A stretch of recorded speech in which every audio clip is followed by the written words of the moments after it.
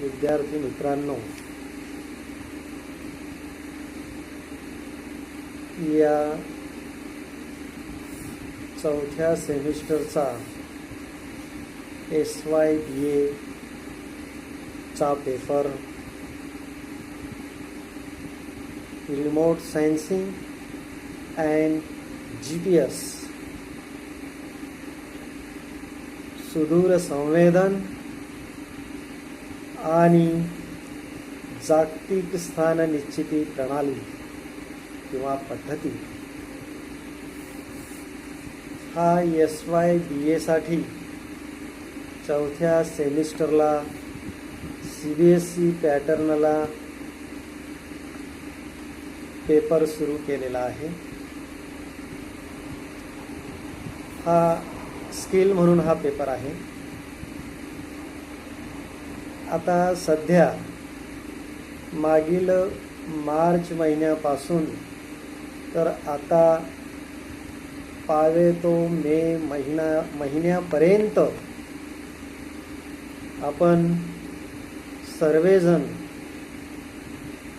Corona virus कोविड-19 ही जी महामारीचं फार मोठं संकट आपल्या जगावर, आपल्या भारतावर आणि आपल्या महाराष्ट्रावर जे आलेलं आहे त्याला सामोरे जाण्याची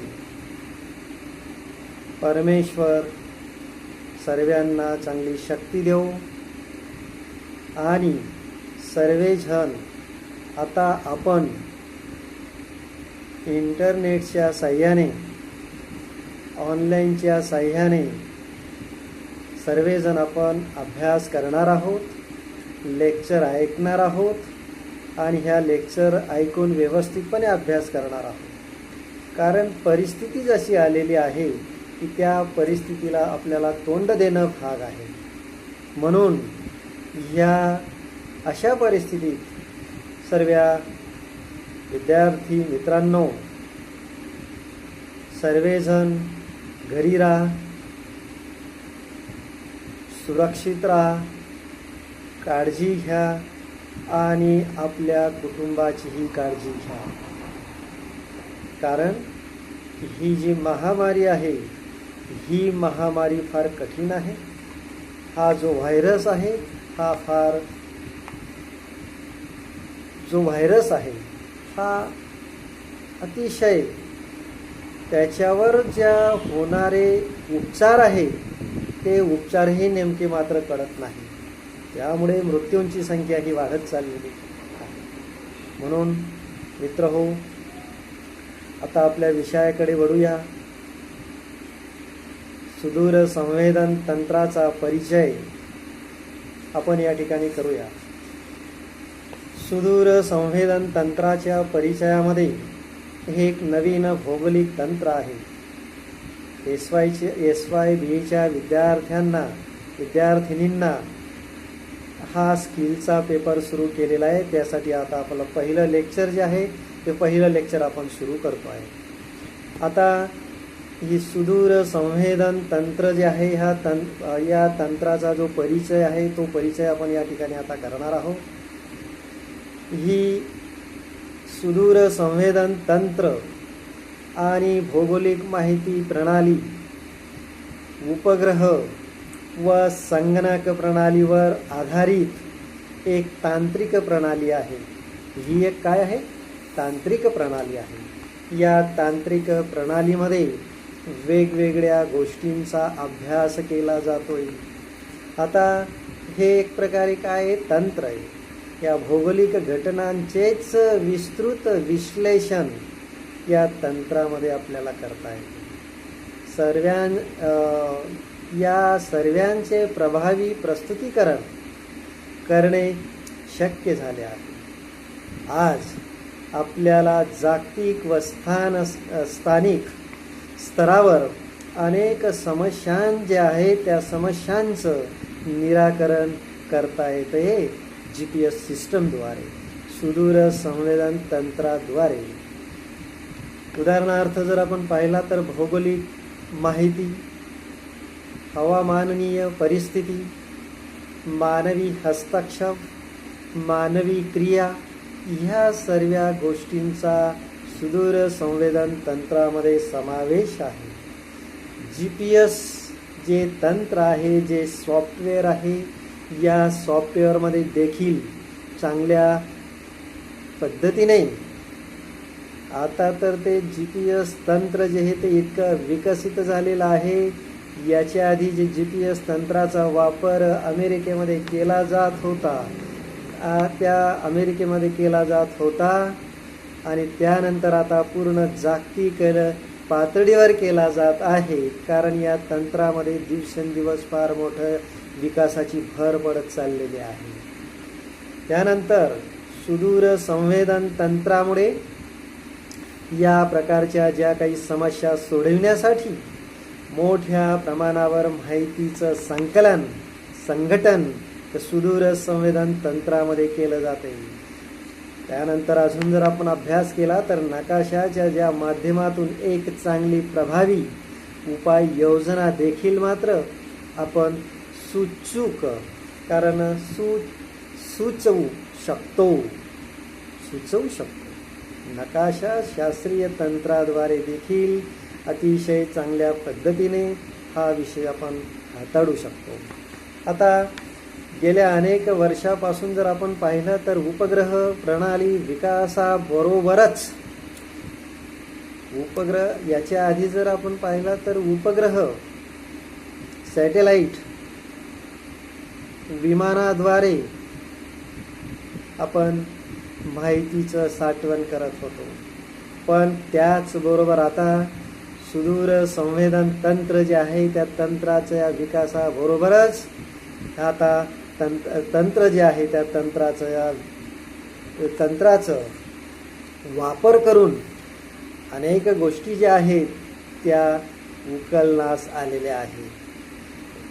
खनिजे, भौगोलिक क्षेत्रफळ व पर्यावरणीय क्षेत्राचा अभ्यास त्यांच्या नकाशासाठी जलद गतीने विकास केला जात आहे. हा सुदूर संवेदन तंत्र जे हे तंत्र इतकं विकसित तंत्र आहे, त्या तंत्राद्वारे आपल्याला वेगवेगळ्या ज्या काही अतिशय लेटेस्ट ताज्या ज्या घडामोडी आहेत, ताज्या ज्या माहिती आहेत, त्या माहितीचं संघटन आपल्याला मिळत असतं. त्यामुळे या तंत्राचा वापर जास्त वाढावा म्हणून अनेक विद्यापीठांनी देखील मात्र या किंवा शालेय स्तरावर देखील अभ्यासक्रमात सुदूर संवेदन तंत्राचा समावेश केला गेला आहे. असा आपल्याला परिचय करता येईल. आणि या परिचयामध्ये जर अजून आपण विचार केला तर अनेक जे मतांतरे आहे त्याच्यामध्ये जर आपण पाहिलात तर वस्तूस कोणताच स्पर्श न करता त्या वस्तूची माहिती व भौतिक जी काही स्थिती आहे त्या भौतिक स्थितीचा आकडेवारीचा प्राप्त करण्यास प्राप्त करणाऱ्या तंत्रास सुदूर संवेदन असं म्हणत असतात.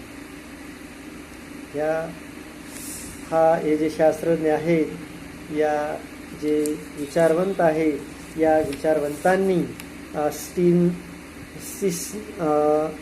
सिम्स्टन्स व सिमोनेट हा विचारवंत जो आहे, या विचारवंतांनी ही व्याख्या केलेली आहे. परत एकदा व्याख्या आपण अभ्यासूया की वस्तूस कोणत्याच प्रकारचा स्पर्श न करता त्या वस्तूची माहिती व भौतिक आकडेवारी प्राप्त करणाऱ्या तंत्रास सुदूर संवेदन असे म्हणतात. त्यालाच remote sensing is the acquisition of physical data of an object without touch और कॉन्टॅक्ट. म्हणजेच कोणत्याही प्रकारचा स्पर्श न करता, कोणत्याही प्रकारचा कॉन्टॅक्ट न करता, संपर्क न साधता आपल्याला ती माहिती प्राप्त होत असते. त्यानंतर अजून जर आपण दुसरी व्याख्या जर पाहिली तर त्या दुसऱ्या व्याख्येमध्ये हा जो सबनीस हा जे विचारवंत आहेत यांच्यामध्ये जे आहे सुदूर संवेदन शब्दाचा संबंध काही कार्याशी आहे, ज्यात कोणत्याही लक्ष्याला ओळखण्यासाठी किंवा त्याच्या गुणधर्माचे मापन करण्यासाठी विद्युत चुंबकीय ज्या ऊर्जा प्राप्त होत असते, तापमान व रेडिओ लहरींचा उपयोग केला जातो, त्यालाच सुदूर संवेदन तंत्र असे म्हणतात. सबनीस हे जे विचारवंत आहेत, लायवूड एफ सबनीस या विचारवंतांनी ही व्याख्या केलेली आहे. आता सुदूर संवेदन म्हणजे काय, सुदूर संवेदनाची गरज का आहे, आता याचा आता अभ्यास करणार आहोत. Introduction, definition and need of remote sensing. सुदूर संवेदन म्हणजे एखादी लांब अंतरावर घडलेली घटना किंवा पृथ्वीच्या संदर्भात कोणताही प्रत्यक्ष संपर्क किंवा स्पर्श न करता सूचना व आकडेवारीद्वारा माहिती प्राप्त करणाऱ्या तंत्रालाच सुदूर संवेदन तंत्र असे म्हणतात. आता या तंत्राच्या बाबतीत जर पाहिली तर ह्या तंत्राची जी काही गरज आहे, त्या गरज म्हणजे आता सध्या मानव हा इतका बुद्धिवादी प्राणी विकसित होत चाललेला आहे. या बुद्धिवादी प्राण्याला जास्तीत जास्त विकास कसा करायचा हेच मात्र याचं धैर्य असतं.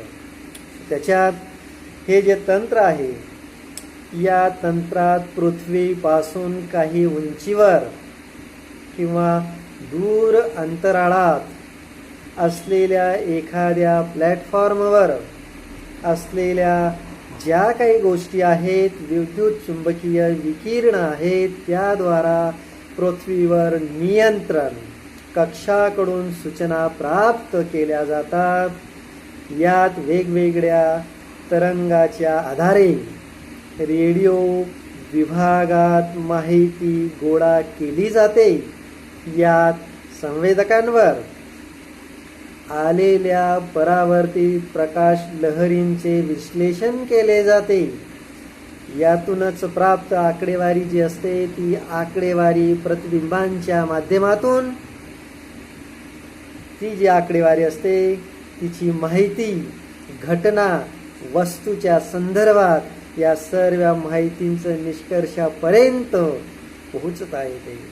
म्हणजेच या प्रकारे पृथ्वीवरच्या सर्व ज्या काही माहितींची कल्पना आहे, निरीक्षण आहे, आकडेवारी आहे, या गोष्टी आपल्याला प्राप्त होत असतात. हा विषय जरी मात्र नवीन असला तरी देखील मात्र तो अतिशय इंटरेस्टेड असा विषय आहे. कुठलाही विषय हा कठीण नसतो. अभ्यास केल्यानंतर कुठलाच विषय कठीण राहत नाही.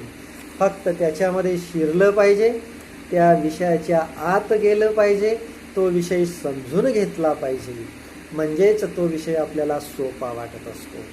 हा विषय जरी नाविन्यपूर्ण असला मात्र तो अतिशय आवडीने, अतिशय हुरहुरूने तो विषय आपण हाताळू शकतो. फक्त पाहिजे एक इंटरेस्ट, पाहिजे एक आत्मविश्वास.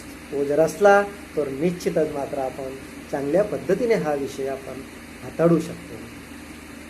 विद्यार्थी मित्रांनो, हा विषय जर आपण पाहिला तर नाविन्यपूर्ण असा विषय आहे. अंतराळात वावरणारा विषय आहे. अंतराळातून येणारी जी काही माहिती आहे, उपग्रहातून, सॅटेलाईटद्वारे, विमानाद्वारे, सुदूर संवेदन तंत्राद्वारे, रिमोट सेन्सिंगद्वारे, ह्या सर्व गोष्टींद्वारे या माहितीचं जे संघटन आपल्याला प्राप्त होतं, आणि ती माहिती जेव्हा आपल्याला प्राप्त झाल्यानंतर जो आनंद आपल्याला होत असतो, तो आनंद फार वेगळा असतो. कारण ती माहिती आपल्याला उपलब्ध होऊन गेलेली असते. म्हणून ह्या विषयाला अनन्यसाधारण महत्त्व प्राप्त झालेलं आपल्याला दिसते. या माहितीची गरज जर आपण पाहिली किंवा या सुदूर संवेदनाची गरज का आहे या आजच्या काळामध्ये, तर ते आपण बघूया. या सुदूर संवेदन तंत्राच्या साह्याने आपण लोकसंख्येची माहिती आकडेवारी गोळा करू शकतो. शेतीची जी काही पिकवार पद्धती आहे, शेतीमध्ये काय कोणकोणत्या गोष्टींची नुकसान भरपाई आहे ती आपण बघू शकतो. या शेतीमध्ये कोणत्या ठिकाणी दरी खोरी तलाव ज्या आहेत, नंतर खडकाळ भाग, या सर्व गोष्टी आपण अंतराळातून बघू शकतो सुदूर संवेदनाद्वारे.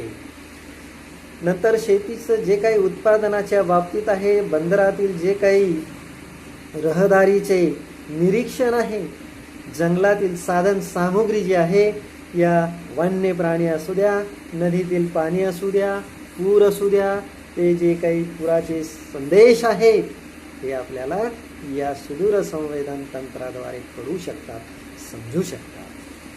इत्यादी ज्या काही गोष्टी आहेत, ह्या इत्यादी गोष्टी आपल्याला अतिशय ह्या कठीण गोष्टी आहेत, पण या कठीण गोष्टी या तंत्राद्वारे सोप्या करून मिळालेल्या आहेत, सोप्या करून आपल्याला करतायत, समजत आहे. जगभरामध्ये हे तंत्रज्ञान पसरलेलं आहे. आधी तर अमेरिकेमध्ये या तंत्राचा वापरणं चालूच होतं, परंतु आता मात्र या तंत्राचा वापर प्रत्येक ठिकाणी केला जातो. आपण याचा वापर केव्हाही करू शकतो. जगातील जवळपास सर्वच उद्योग जे क्षेत्र आहेत, व्यावसायिक जे काही क्षेत्र आहेत, त्या क्षेत्रामध्ये या तंत्राचा फायदा करून घेत आहेत. अनेक उपाययोजनांसाठी हे एक तंत्रज्ञान आहे, अनेक उपाययोजनांसाठी. आता अन्न, पाणी आणि वनस्पती यासारख्या मानवी अस्तित्वांसाठी आवश्यक असणारे संसाधन जे आहे, त्या संसाधनांचा शोध घेणे, खनिज संपत्ती जी आहे ते खनिज संपत्तीचा शोध घेणे, त्याचं व्यवस्थापन करणे, या उद्देशाने नासाने सन 1978 किंवा 22 फेब्रुवारी 1978 या वर्षी आपला पहिला उपग्रह अंतराळात प्रक्षेपित केला. या मोहिमेचे नाव लॅन्डसॅट ठेवले होते. आज या जगभरातील कोणत्याही व्यक्तीला या उपग्रहापासून मिळालेली माहिती खुली आहे. बघा, जेव्हा 22 फेब्रुवारी 1978 मध्ये हा लॅन्डसॅट नावाचा उपग्रह नासाने जेव्हा सोडला अंतराळात, त्यावेळेस ती जी माहिती आहे, उपग्रहाद्वारे जी माहिती प्राप्त झाली, ती पूर्ण माहिती जगभरातील कोणत्याही व्यक्तीला या उपग्रहापासून मिळालेली माहिती मात्र कशी आहे, खुल्या स्वरूपाची आहे. आज आपण जर इंटरनेटवर जर माहिती बघायला गेलात तर आपल्याला अशा असंख्य माहिती प्राप्त होत असतात इंटरनेट सुरू केल्यानंतर. म्हणून त्याचा फायदा फार महत्त्वाचा आहे.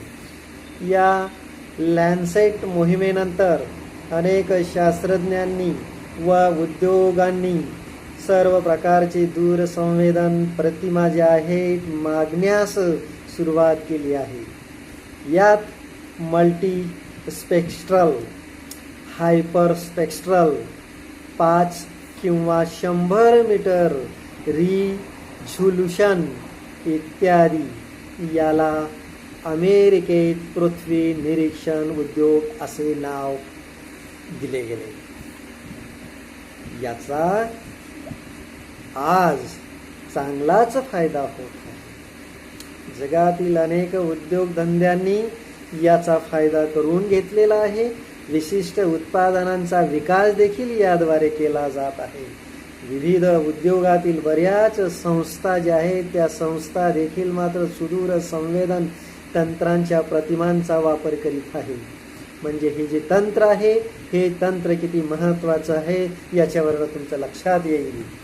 आता याच्यात जर आपण पाहिला तर आर्थिक क्षेत्रातील वेगवेगळ्या ज्या काही कंपन्या आहेत त्या कंपन्यांमध्ये अंदाज लावण्यासाठी उद्योगातील ज्या काही संस्था आहेत त्या संस्थांमध्ये उत्पादक क्षेत्रे जे आहेत ते उत्पादक क्षेत्रांमध्ये याचा वापर केला जातो. त्यानंतर मासेमारी उद्योगातील संस्था ज्या आहेत, सार्वजनिक उत्पादक क्षेत्रे ज्या आहेत, समुद्राच्या भरती ओटीवर लक्ष ठेवण्यासाठी, समुद्राचे तापमान मोजण्यासाठी उपग्रह प्रतिमाचा वापर केला जात आहे. बघा किती महत्त्वाच्या कामांसाठी या सुदूर संवेदन तंत्राचा, रिमोट सेन्सिंगचा वापर केला जातोय. त्यानंतर ऊर्जा उद्योगातील लोक मालमत्तेचे निरीक्षण करण्यासाठी याचा वापर करतात. पर्यावरणीय परिणाम मोजण्यासाठी सुदूर संवेदन प्रतिमा ज्या आहेत त्या प्रतिमांचा वापर करू शकतात. पर्यावरणीय दृष्टिकोनातून देखील मात्र अतिशय महत्त्वाचा या तंत्राचा वापर केला जातो. त्यानंतर अजून ग्लोबल एक्सप्लोर या प्लॅटफॉर्मद्वारे देखील मात्र सध्याच्या पुरातत्व शास्त्रज्ञांना उपग्रह प्रतिमा विश्लेषणासाठी उपलब्ध करून दिल्या जात आहे. म्हणजेच जे काही ग्लोबल एक्सप्लोर्स किंवा जो काही प्लॅटफॉर्म आहे ग्लोबल एक्सप्लोरचा, त्या प्लॅटफॉर्मद्वारे देखील मात्र तो एक प्लॅटफॉर्म उपलब्ध करून दिलेला आहे आणि त्याच्यामध्ये देखील या तंत्राचा जो वापर आहे तो वापर वाढत गेलेला आहे. सागरी पाडत ठेवणारी संस्था जी आहे त्या संस्थेमध्ये देखील मात्र समुद्र किनाऱ्यावर ज्या काही हालचाली होतात त्या हालचालींचं लक्ष ठेवून ते लक्ष्यांचं संघटीकरण करून त्यांचं निरीक्षण करून बेकायदेशीर मासेमारीचा शोध याच्यामुळे लागू शकतो. म्हणून हे तंत्र अतिशय महत्त्वाचं मानण्यात आलेलं आहे. वनीकरण क्षेत्रातील ज्या काही संस्था आहेत, प्रत्येक शहरात, प्रत्येक गावात, प्रत्येक देशात, प्रत्येक राज्यात वनीकरण क्षेत्र आहे. त्या वनीकरण क्षेत्रांचं निरीक्षण करण्यासाठी, त्याचं उपाययोजना करण्यासाठी किंवा त्यांचा बदलांचा मागोवा घेण्यासाठी या गोष्टींचं किंवा त्याचं विघटन क्षेत्र निर्माण करण्यासाठी, त्याची ओळख निर्माण करण्यासाठी या दूरसंवेदन तंत्राचा वापर केला जातो. म्हणून याची गरज निर्माण झालेली आपल्याला दिसते आहे. या तंत्राद्वारे आपण जर पाहिलात अजून हे जे तंत्र आहे हे तंत्र आपत्ती व्यवस्थापनासाठी देखील अत्यंत महत्त्वपूर्ण मानण्यात आलेलं आहे.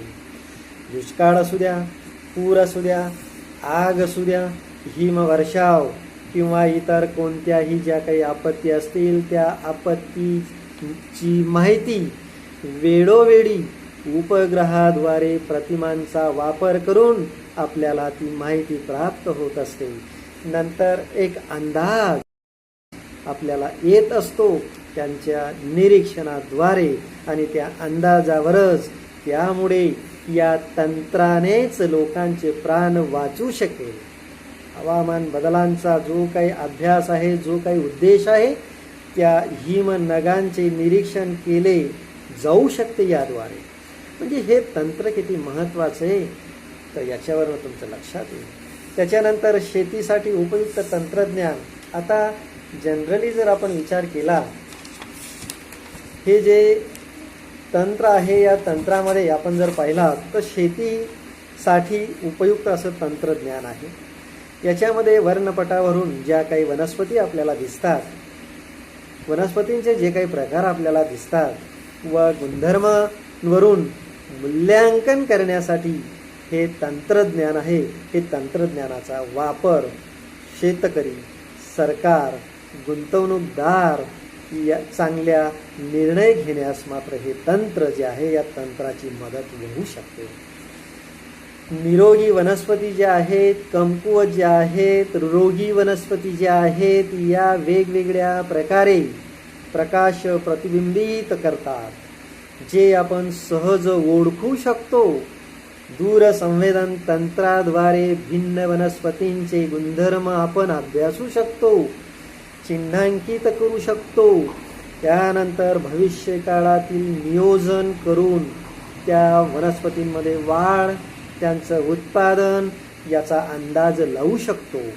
एखाद्या प्रदेशात किंवा देशातील किंवा संपूर्ण जगाच्या पीकवार पद्धतीत किंवा पीक उत्पादनाचा जो अंदाज आहे तो अंदाज घेऊन ते पीक उत्पादनामध्ये वाढ करू शकतो.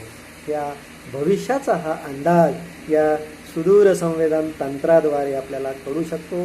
रिमोट सेन्सिंग जे आहे, सुदूर संवेदन तंत्र जे आहे, या तंत्राला एवढं महत्त्वाचं स्थान प्राप्त झालेलं आहे. यंत्र प्रणालीचा वापर, आता या यंत्र प्रणालीचा वापर जो आहे तो वापर बऱ्याच कंपन्या ज्या आहेत त्या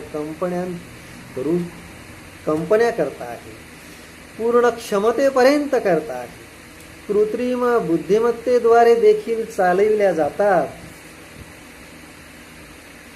कंपन्या कृत्रिम बुद्धिमत्तेद्वारे देखील चालवल्या जातात. त्या आता ह्या तंत्राचा वापर करून त्या कंपन्या चालवल्या जातात. याच्यामध्ये अजून जर आपण पाहिला तर ज्या काही प्रतिमा आहेत किंवा नमुनाची जी काही ओळख आहे त्या ओळखाची आवश्यकता आता मात्र भासत आहे किंवा ती आवश्यकता असते, ओळखची आवश्यकता असते. कृषी व्यवसाय क्षेत्रात हे तंत्र खूपच उपयोगी ठरू लागलेलं आहे. आता हे एक संगणक तंत्र आहे, एक प्रकारे हे विकसित संगणक तंत्र आहे. या विकसित संगणक तंत्रामध्ये विशिष्ट जे काही प्रोग्राम असतात न करता डेटामधून शिकतात. त्यासाठी वेगवेगळी जी काही आकडेवारी वापरून त्यावर जी काही प्रक्रिया न करता विश्लेषण करतात. म्हणून आकडेवारीचा सेटमधील नमुने व नियम जे आहेत ते नेम या तंत्रात अत्यंत मौल्यवान आहेत. भविष्यातील वाढ, या तंत्राची भविष्यातील वाढ जी आहे त्या भविष्यातील वाढमध्ये देखील आपल्याला सांगता येईल. आज या तंत्राचा वापर तर मोठ्या प्रमाणात केला जातो आहेच, परंतु भविष्यामध्ये त्याचा जी वापर आहे, आज 2500हून जास्त उपग्रह पृथ्वीवर सर्व प्रकारच्या सेवा व डेटा प्रदान करीत आहेत. 2500हून जास्त उपग्रह पृथ्वीवर सर्व प्रकारच्या सेवा व डेटा प्रदान करीत आहेत. म्हणजे हा जो पृथ्वीचा जो काही भाग आहे या पृथ्वीच्या भागावर 2500 पेक्षा जास्त उपग्रह सोडण्यात आलेले आहे आणि ह्या पृथ्वीचा तंतोतंत अभ्यास करून ते आपल्याला माहिती पुरवतात आणि ही संख्या वाढतच जाईल, हे जवळजवळ निश्चित आहे. गेल्या वर्षी MDA ने $2.4 अब्ज मध्ये डिजिटल ग्लोब कंपनीने अधिग्रहण करण्याची घोषणा देखील केली आणि यातून नॅक्सास टेक्नॉलॉजी तयार केली आणि जगातील सर्वात मोठी अवकाश तंत्रज्ञान संस्था बनली.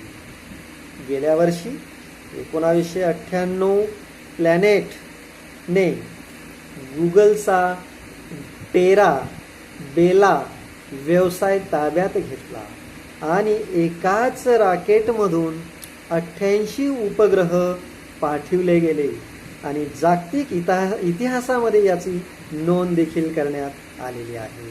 आता भविष्यामध्ये याची वाढ जी आहे त्या वाढमध्ये आपल्याला अशा पद्धतीने नमूद करता येईल. सुदूर संवेदनाची जी काही प्रक्रिया आहे, process of the remote sensing जी आहे, त्याच्यामध्ये आपण जर पाहिलात in brief, process of remote sensing in ब्रीफमध्ये आपल्याला सांगता येईल की सुदूर संवेदन तंत्र भूपृष्ठाच्या संदर्भातील माहिती मिळविणे व त्या माहितीचे विश्लेषणाची प्रक्रिया समाविष्ट होते. TM लीलेसेंट व RW कैफर यांनी भूसंसाधनाने विद्युत चुंबकीय दूरसंवेदनाची प्रक्रिया 2 विभागात विभागली गेली आहे. पहिला विभाग जो आहे आकडेवारी मिळविणे, डाटा ॲक्विजिशन. आता आकडेवारी मिळविणे, दूरसंवेदन तंत्र जे ते रिमोट सेन्सिंग तंत्र जे आहे त्या तंत्रामध्ये आपल्याला आकडेवारीची साठवण कशा पद्धतीने करता येते. आपण पृथ्वीवर जेव्हा एखादं यान, एखादं जो काही उपग्रह, रॉकेट किंवा सॅटेलाईट किंवा विमानाद्वारे ह्या सर्व गोष्टींद्वारे आपण पृथ्वीवर जेव्हा आपण यान पाठवतो किंवा यापैकी कोणतीही एक गोष्ट पाठवितो त्यावेळेस पृथ्वीवरील एखादी वस्तू यांच्या संबंधातील माहिती एकत्रित करीत असते. आता पूर्णपणे पृथ्वीला भ्रमण करून जे काही सॅटेलाईट असतात ते सॅटेलाईट या भूपृष्ठावर अतिशय सूक्ष्म अशा जे काही फोटोग्राफ्स असतील ते अतिशय तीक्ष्ण स्वरूपाचे बारकाईने काढलेले जे काही असतील फोटो ते आपल्याला प्राप्त होत असतात. प्रथम संवेदनाद्वारा विद्युत चुंबकीय जे काही विकिरणांद्वारे अंकीय रूपात डिजिटल फॉर्म माहिती, या डिजिटल फॉर्मद्वारे माहिती प्राप्त केली जाते. या माहितीचं जे काही रूपांतर आहे या रूपांतराची चित्रीय रूपात परावर्तित करून प्रतिमा तयार करतात. आता आकडेवारी मिळविण्याची प्रक्रिया खालीलप्रमाणे मांडता येईल आपल्याला. आता त्याच्यात ऊर्जेचा स्रोत हा एक महत्त्वाचा भाग आहे.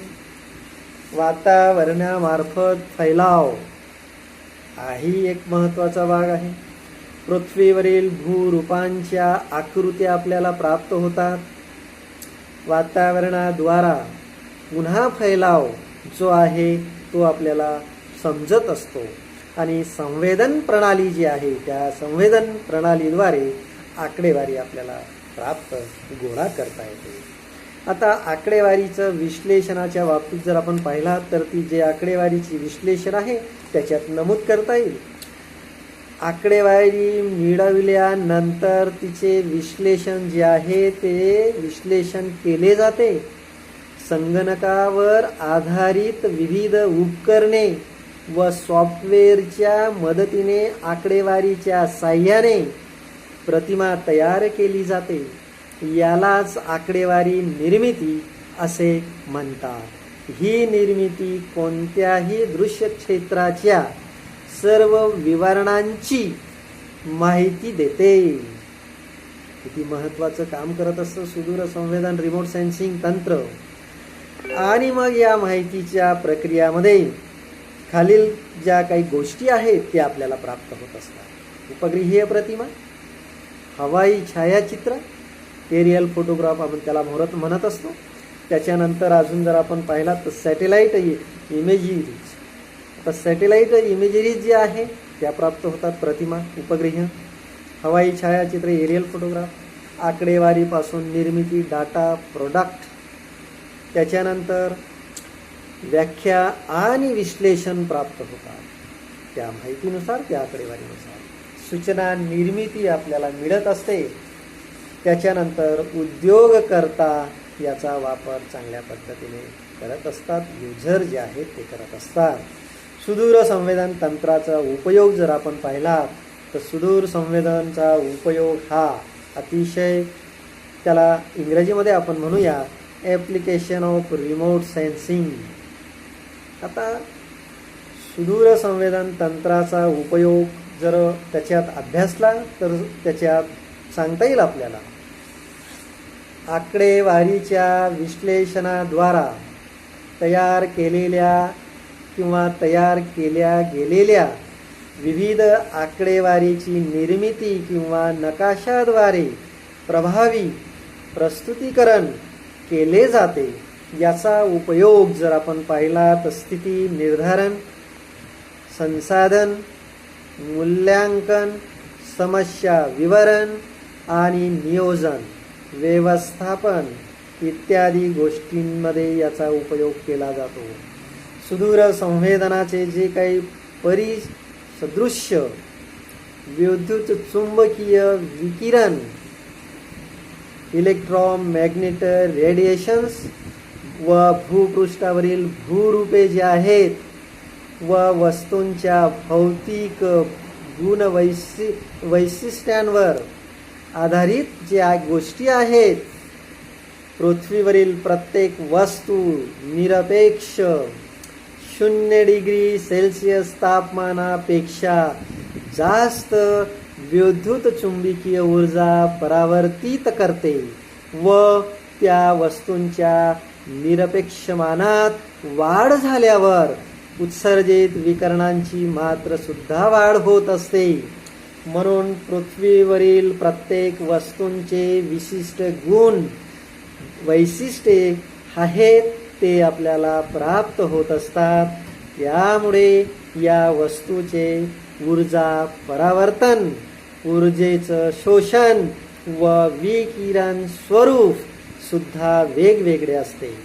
यालाच त्या वस्तूचे स्पेक्ट्रम व्यवहार म्हणतात. आता शेवटी जर आपण पाहिलात तर या स्पेक्ट्रमच्या विशेषतावरून व त्यांच्या आकलनावरून विविध जे काही रूपं आहेत त्या विविध रूप व वस्तूंच्या वेगवेगळापणा जो आहे व त्यावरील जे भेद आपापले जे काही घटक असतात ते प्रदर्शित करीत असतात. आता विस्तार व भौतिक रासायनिक गुणधर्माशी असलेले जे काही संबंधित माहिती जी आहे ती माहिती देखील आपल्याला मिळविता येत असते. म्हणून याचा उपयोग केला जातो. अतिशय महत्त्वाचा भाग नमूद करता येईल आपल्याला या ठिकाणी. आणि जो काही पुढचा भाग आहे तो पुढचा भाग पुढच्या तासाला आपण बघूया. राहिलेला भाग नंतर बघू.